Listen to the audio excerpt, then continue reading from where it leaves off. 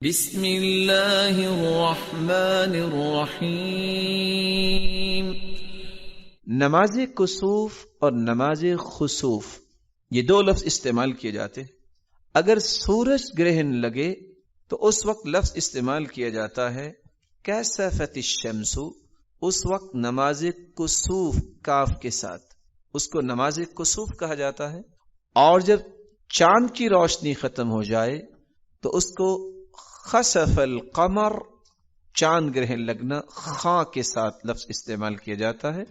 رسول اللہ صلی اللہ علیہ وسلم نے صحابہ کرام کو یہ نماز پڑھائی۔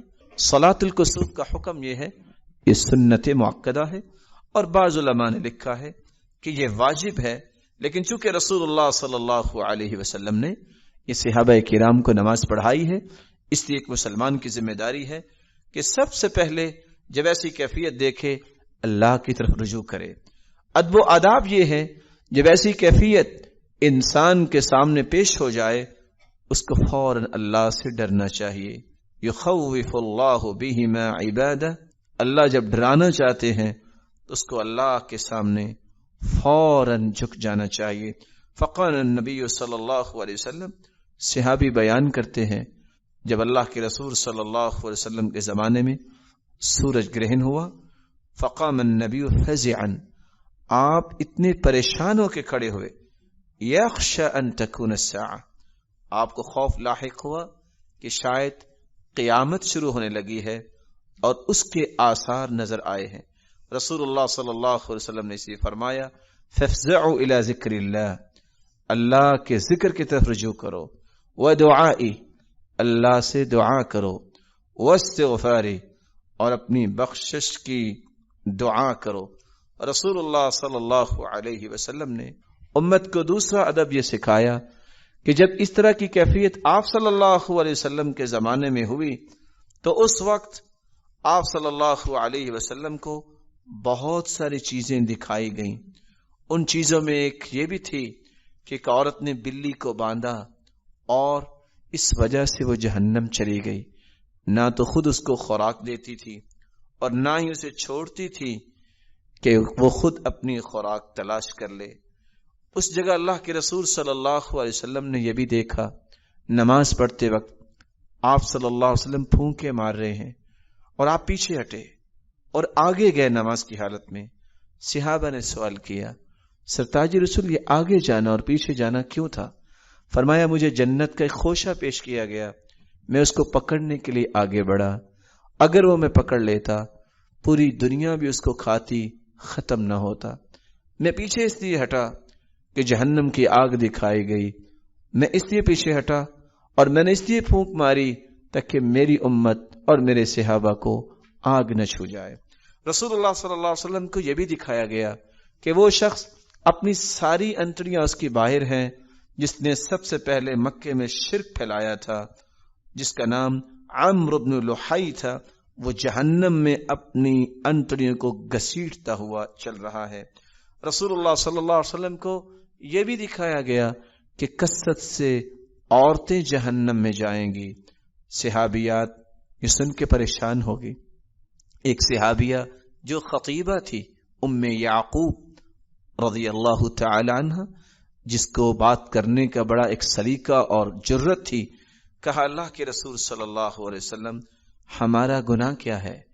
مرد کیوں نہیں زیادہ جہنم میں جائیں گے؟ فرمایا، دو گناہوں کی وجہ سے، تکفرن العشیر وتکثرن اللعن، تم لعن طعن زیادہ کرتی ہو اور خامدوں کی ناشکری بہت کرتی ہو، ان دونوں مصیبتوں سے بچنا چاہتی ہو، یا معاشر النساء تصدقن واکثرن من الاستغفار، کثرت سے استغفار کیا کرو اور کثرت سے صدقہ کیا کرو۔ رسول اللہ صلی اللہ علیہ وسلم نے یہ پہلو اس لیے بیان کیے کہ جب یہ کیفیت طاری ہو جائے تو جہاں انسان کو خوف کھانا چاہیے وہاں ایسے گناہوں سے توبہ کرنی چاہیے۔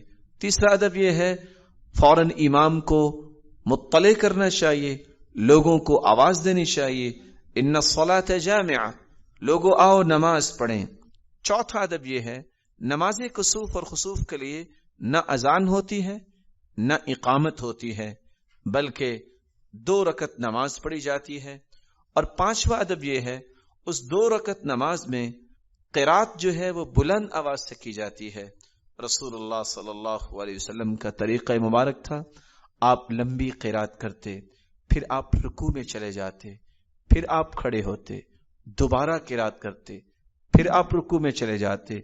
ایک رکعت میں ایک ہی رکوع ہوتا ہے، لیکن نماز کسوف اور نماز خسوف کے اندر 2 رکوع بھی کر سکتے ہیں، 3 رکوع بھی کر سکتے ہیں، کیونکہ لفظ حتی ینجلی، جب تک یہ کیفیت درست نہیں ہو جاتی اس وقت تک یہ قرات کی جاتی ہے. 2 رکعتیں رسول اللہ صلی اللہ علیہ وسلم نے پڑھائیں. اور چھٹا ادب یہ ہے کہ نماز کسوف اور خسوف مسجد میں ادا کرنا جائز ہے.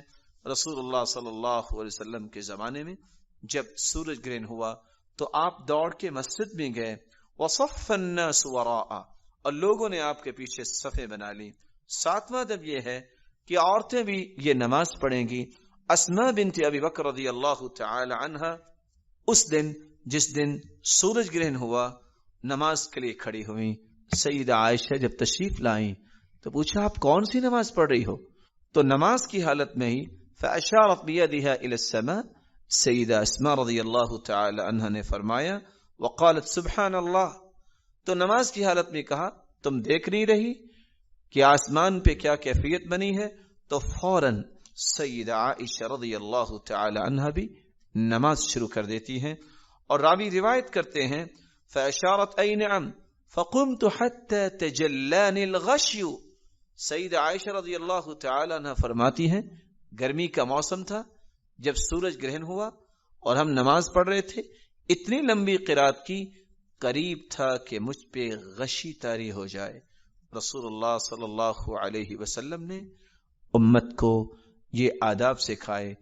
ہاں اگر کوئی سفر میں ہے اور وہاں بھی نماز کا اہتمام کرنا چاہتا ہے تو چونکہ امر ہے فَإِذَا رَأَيْتُمُوهَا فَصَلُّوا، تو وہاں بھی انسان کو نماز پڑھنی چاہیے.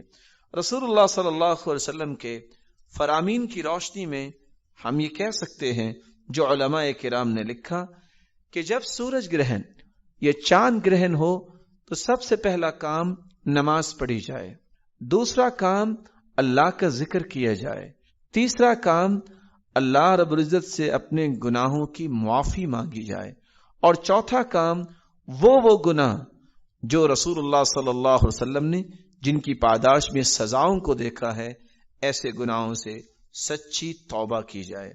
رسول اللہ صلی اللہ علیہ وسلم نے صحابہ کرام کو 1 رکوع، 2 رکوع اور 3 اور 4 رکوع کے ساتھ نماز پڑھائی. اللہ رب العزت ہمیں یہ مسائل سمجھنے کی توفیق عطا فرمائے.